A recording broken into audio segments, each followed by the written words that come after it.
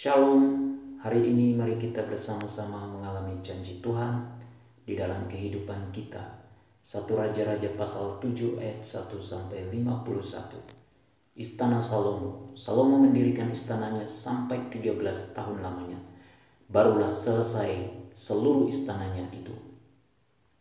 Ia mendirikan gedung hutan Libanon 100 hasta panjangnya dan 50 hasta lebarnya dan 30 hasta tingginya.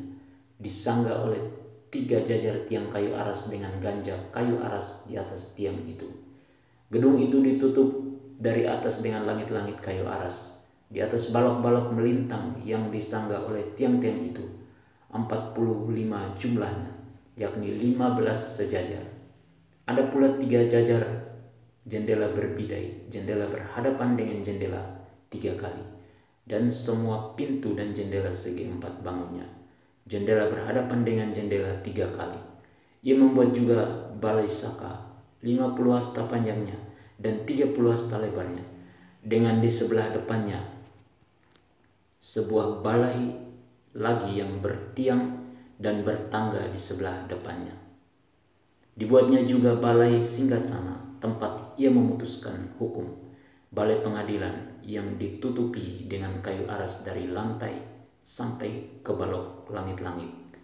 Dan gedung kediamannya sendiri di pelataran yang lain, lebih ke sebelah dalam lagi dari balai itu, adalah sama buatannya.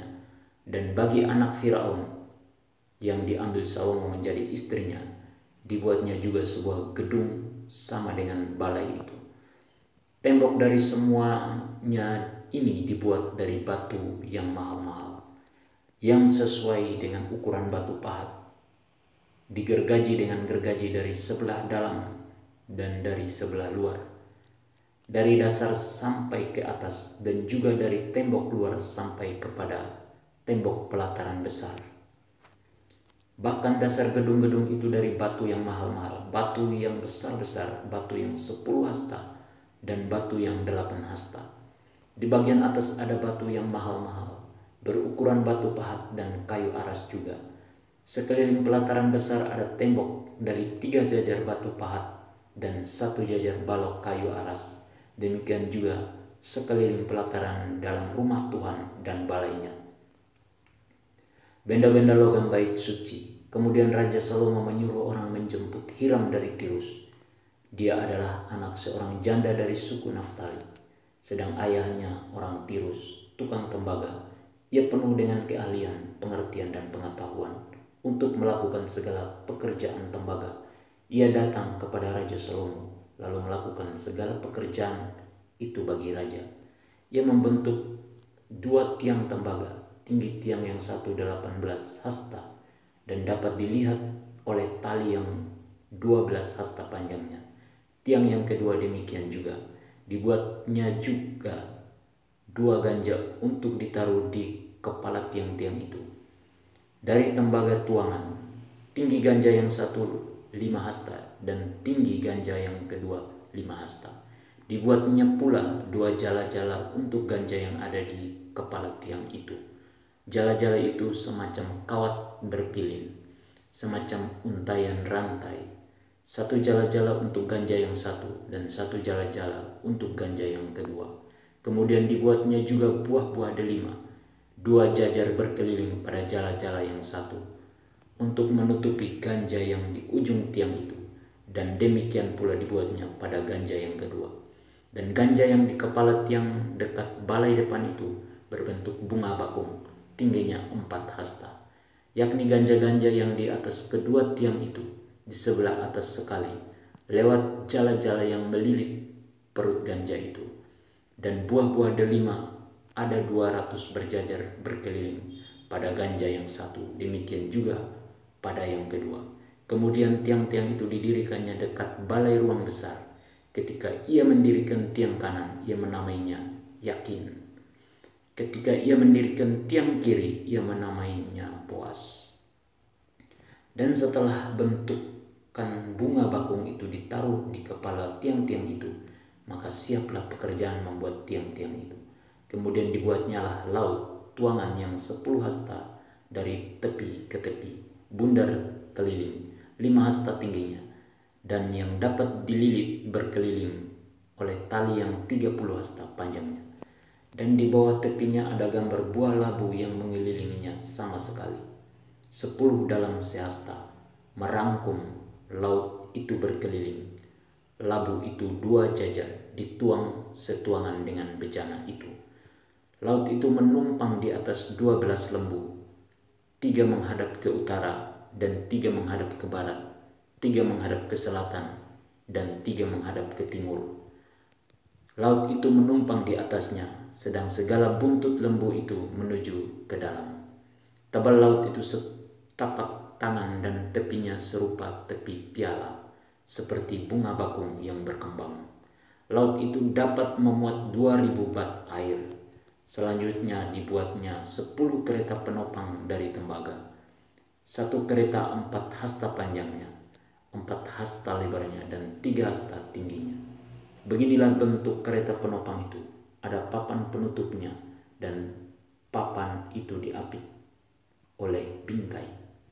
Dan pada papan penutup yang diapit oleh bingkai itu ada singa, lembu, dan keruk.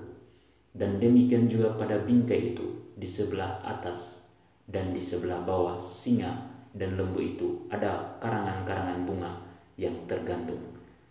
Pada 1 kereta penopang ada 4 roda tembaga dengan poros tembaga, dan pada keempat penjurunya ada sangga untuk menyangga bejana pembasuhan. Sangga-sangga itu dituang dan di sebelah luar setiap sangga ada karangan bunga. Dan mulut kereta penopang itu ada di sebelah dalam sangga-sangga itu, menonjol ke atas 1 hasta. Mulutnya itu bundar, buatannya sebagai tumpuan, dan dalamnya 1,5 hasta. Juga pada mulutnya itu ada ukiran, tetapi papan-papan penutupnya 4 persegi, jadi tidak bundar. Keempat roda itu ada di bawah papan penutup, dan tangan-tangan roda itu ada pada kereta penopang itu. Dan tinggi 1 roda ialah 1,5 hasta, dan buatan roda itu seperti buatan roda kereta. Tetapi tangan-tangannya, lingkarnya, jari-jarinya, dan napnya semuanya tuangan. Keempat sangga pada keempat sudut setiap kereta penopang adalah seiras dengan kereta itu. Dan di sebelah atas kereta penopang itu ada leher bundar berkeliling, 1/2 hasta tingginya. Di sebelah atas kereta itu ada pula topang-topang dan papan penutup yang seiras dengan dia. Maka pada muka topang-topangnya itu dan pada papan-papan penutupnya diukirkannya lah keruk, singa, dan pohon korma, masing-masing menurut tempat yang ada, dan karangan bunga sekeliling. Demikianlah dikerjakannya ke 10 kereta penopang itu. Tuangannya sama, ukurannya sama, dan potongannya sama semuanya. Lagi pula dibuatnya 10 bejana pembasuhan dari tembaga. Setiap bejana dapat memuat 40 bat air. Setiap bejana 4 hasta besarnya, dan ada 1 bejana di atas setiap kereta dari ke-10 kereta penopang itu. 5 kereta penopang ditaruhnya pada sisi kanan rumah itu, dan 5 pada sisi kirinya. Tetapi laut itu ditaruhnya pada sisi kanan rumah itu, arah tenggara. Dan Hiram membuat juga kuali-kuali, penyodok-penyodok, dan bokor-bokor penyiraman. Demikianlah Hiram menyelesaikan segala pekerjaan yang harus dilakukannya bagi Raja Salomo di rumah Tuhan, yakni kedua tiang dengan kedua bulatan ganja yang di kepala tiang itu, dan kedua jala-jala yang menutup kedua bulatan ganja itu. Ke-400 buah delima untuk kedua jala-jala itu, 2 jajar buah delima untuk 1 jala-jala, guna menutupi kedua bulatan ganja yang di atas tiang itu. Ke-10 kereta penopang dan ke-10 bejana pembasuhan yang di atas kereta itu.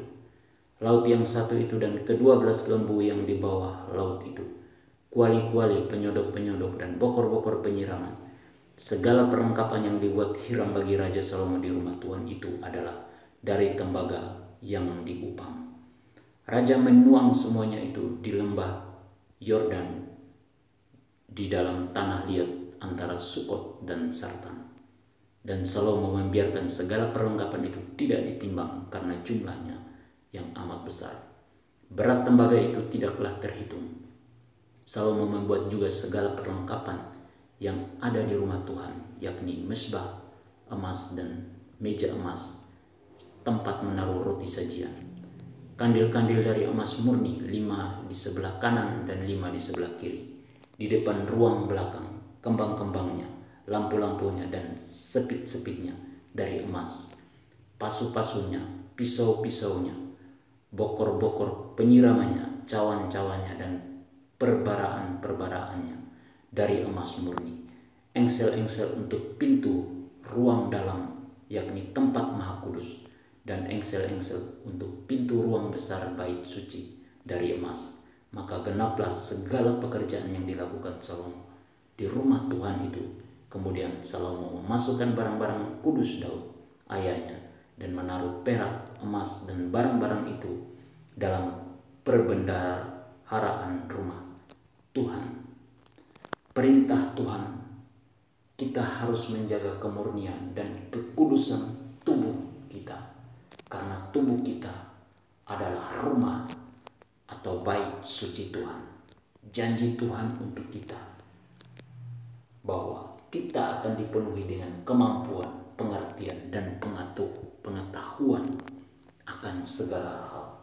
Terima kasih Tuhan. Tuhan Yesus memberkati.